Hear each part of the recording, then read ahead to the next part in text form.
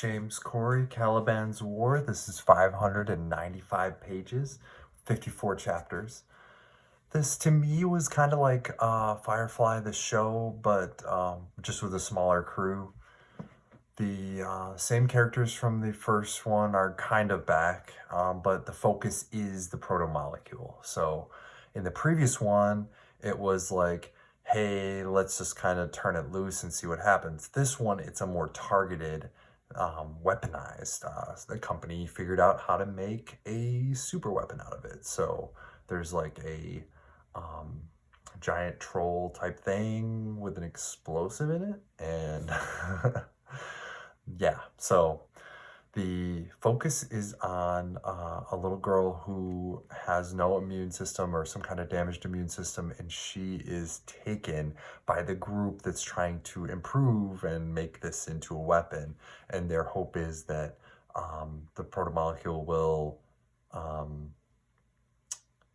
change or evolve in kids without an immune system better than it does with normal. Yeah, so we went from vomit zombies to like troll super, Hulk style super weapons. Bobbie, the gunnery sergeant, she is my favorite. Bobbie Draper. She's a Martian and she survives the first attack. She's also flung like, I don't know, 100 yards, but she's in a power armor suit. So very cool. That becomes a big part of this. Is the power armor suit is a tool that jokingly becomes formal wear later on. But really, you follow Bobbie, Sergeant Draper, and she's kind of thrust in the perspective of she's the witness, right? So she's kind of out of her element from, combat and working as a team, now just, giving information, and is kind of just a show pony. Like, hey, we're going to do this thing. Here's our witness, kind of. And then she ends up in the orbit of a politician. Sarala, she's very in your face, and she's third in the UN political landscape, or under the Secretary General. Anyways, yeah, so you got a Martian military gunnery sergeant working with a UN politician, Earth and Mars working together, and really the whole shaky relationship comes into play. In the past, it was, there's just tension, but here it's like potential for an all-out war. And the major setting is Ganymede, which is a moon of Jupiter, where the food is grown for the outer planets. And you follow the father of the little girl with the compromised immune system, and he is like, no holds barred, everything, my only goal is to get her back. So he runs across the crew of the Roci, and Holden and his crew, and then they get pulled in, and then another gunfight. So it's like we go from spaceships to gunfights, and it's intense. I liked the Razorback, how the Razorback got used from the first ship. This was Julie Mao's racing ship that she used, and it turned up in this one.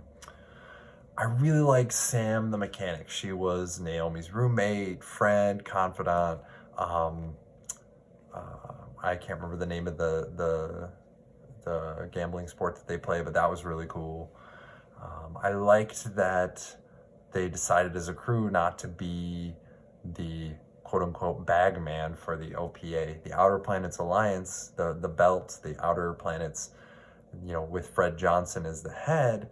They kind of are going around, being enforcer and doing the dirty work. And I really liked that they decided, like, hey, we're not going to do this anymore. I really liked Bobbie being out of her element in the politics. That was cool. Like, it added a whole element that, there is military, there's politics, and should they mix? Should they be mixed? And Bobbie obviously isn't a good fit for politics, but it was really neat. I liked the Taki references, all the suits and the coffee mugs and stuff. It's a reminder that it was a Martian ship, and I have a feeling that later in the series that's going to be a bigger deal than it is now. They're kind of just flying around, vigilante, outlaw kind of deal. And yeah, I expect more drama with that later on, but that was fun. I really liked that Bobbie had time to study the monster's tactics, like learn about the directions and what its weaknesses are. That was really cool. It's not just, oh, we're going to take on this super invincible Hulk monster. Like there's actual weak points, and that was cool. Like there's a cost. Like it's not just unstoppable. So that was cool. Things I didn't like, transponders on missiles. To me, that seems like a thing that wouldn't happen. I don't know, maybe there's some kind of rule when you have a big enough missile that it has to have a transponder. It just seemed like it was critical to the plot, but seemed implausible. I don't know. Either way. I didn't like Prax's ex-wife, so this is the father of the girl with the immune system. He put out a plea to raise money to hire the ship, to hire Holden's ship, the main character's crew. But the ex-wife shows up and is like, hey, that's not true. Everything he said is a lie. The smear campaign, I get it. It's politics. It just didn't feel right.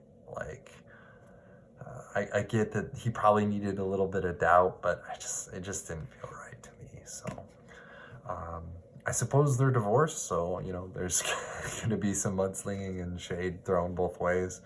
But, yeah. The protomolecule being the centerpiece, I just feel like the first one was enough. This one just, that it's in another book, I don't know, maybe it's the whole series. I guess I should have read ahead and expected more, but I don't know. Are we just gonna see like monsters in every book? I feel like there should be something more, and I hope the next book has more than that. So, I didn't like that the monster didn't need air to breathe. It was aerobic. It could be in space. I get that it's like from another civilization, alien civilization, but it still seemed like a little bit over the top, but that's okay. It's supposed to be a super, almost unstoppable monster, and that hit home, that hammered it home, but I didn't like that part. Captain Holden just is like, I'm just gonna keep getting dosed with radiation. Maybe he's hoping to become Spider-Man. Maybe he's hoping to turn into the Hulk. I don't know, but I just feel like there's only so much radiation you can take, and he's already on the radiation pills, so it's kind of like, I don't know. So either way, those didn't really take away from the story. Those were just minor gripes on my part. I remember that it took a little bit to get going. Like if you're not big into politics, this could be a slow goer for you. But overall, just seeing where Bobbie went and rooting for Bobbie the whole way, that kept me going. And it didn't really slow down a ton for me, but it definitely could have been quicker. So I enjoyed this book, and I'm looking forward to the third one. And remember to buy your book.